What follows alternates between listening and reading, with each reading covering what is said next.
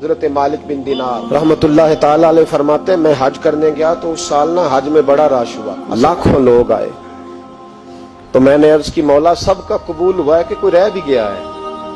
تو فرماتے مجھے خواب آئی اور بتایا گیا لاکھوں کا قبول ہو گیا۔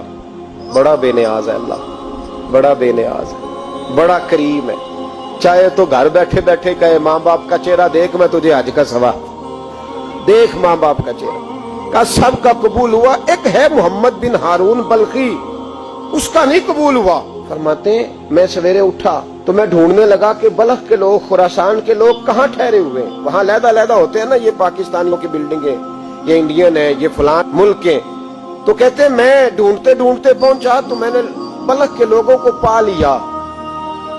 میں نے پوچھا تم میں محمد بن ہارون بلخی کون ہے؟ تو لوگ کہنے لگے وہ تو بڑا نیک آدمی ہے،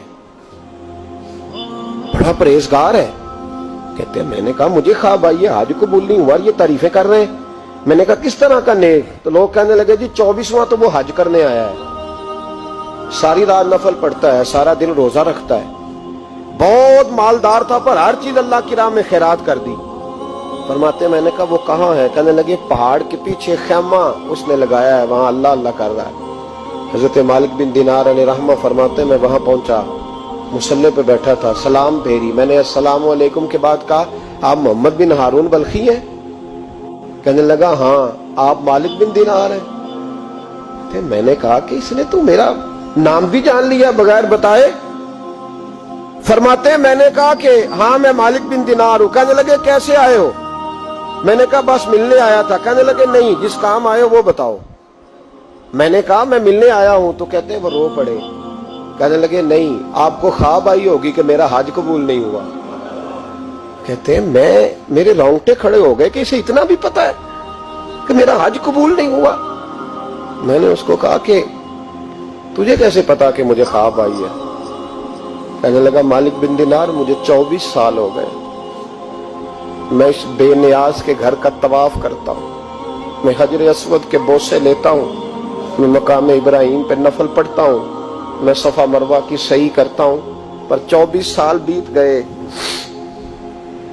جب میں طواف وداع کرنے کے قریب آتا ہوں تو کوئی نہ کوئی اللہ کا ولی آ کے کہتا ہے دوڑ جا تیرا کوئی نہیں قبول ہوا۔ 24 سال۔ مالک بن دینار فرماتے میں اس کے قریب بیٹھ گیا اور اس کے گھٹنے پہ ہاتھ رکھا، میں نے، بندہ بھی معذور تھا، اس کا ایک ہاتھ کٹا ہوا تھا، چہرے پہ عبادت کے نشانات نمایاں تھے، اور میں نے کہا یار پھر تیرا حج قبول کیوں نہیں ہوتا؟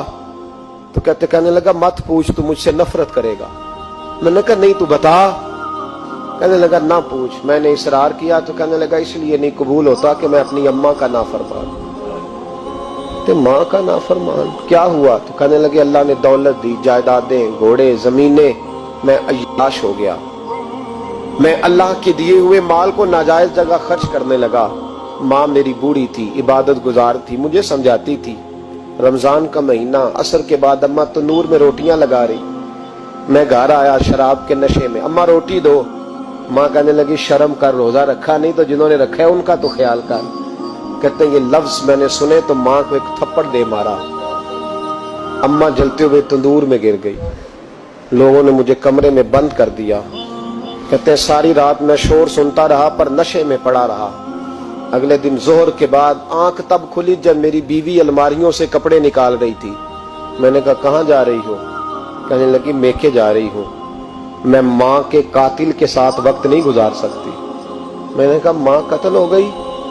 کہا ہاں، رات 9 مہینے تجھے پیٹ میں رکھنے والی اور چھاتی کا دودھ تیرے گلے میں اتار کے پالنے والی تیرے ہاتھوں قتل ہو گئی۔